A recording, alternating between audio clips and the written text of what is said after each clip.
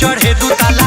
दादा रे दादा अब का कही रे, लाशा खानी सट जाला थान के चढ़े दू ताला। माई रे माई भतरो तो बाटे विदेश, ई तो नया नया इल्म करे पेश। सिनारा देवरे रे देवरे रे देवरे रे देखावे अजगर रे गोरे रे गोरे।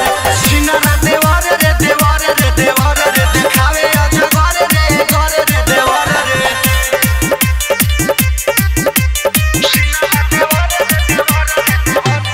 गीत संगीत रिकॉर्डिंग स्टूडियो दिल्ली। कोहे का सकबा आधा हो हकबा, छकले रहता दुआरी रे।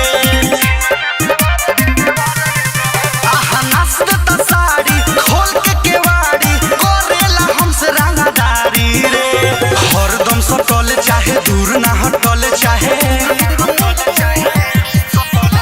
हरदम सटल चाहे दूर ना हटल चाहे। रे रे दिलवा पर देई के चोट, धरावे लागे नंबरी के नोट। सिनारा देवरे रे देवरे रे देवरे रे देखावे अजगर रे गोरे रे गोरे।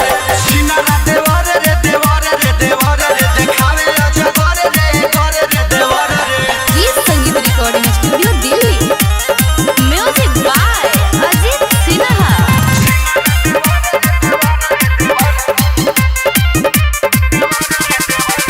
लागो तलाज कोही काया, छपता निहर दिया चुना रे। माई रे कहाँ जाई रे, बाटे पप्पू नमूना तोवे झुन झुना, दुख कोइले बाटे दुगुना रे। बुझो बात परदेसी रवि घरे आजा जल्दी अभी, समझा कीजिए अजय जी।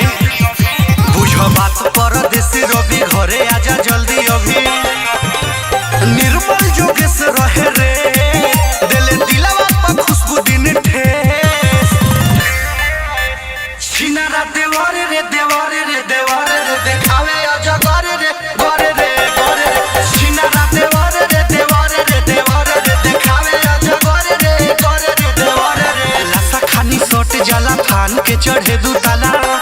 माई रे माई भतरो तो बाटे विदेश, ई तो नया नया इल्म करे पेश। सिनारा देवरे रे देवरे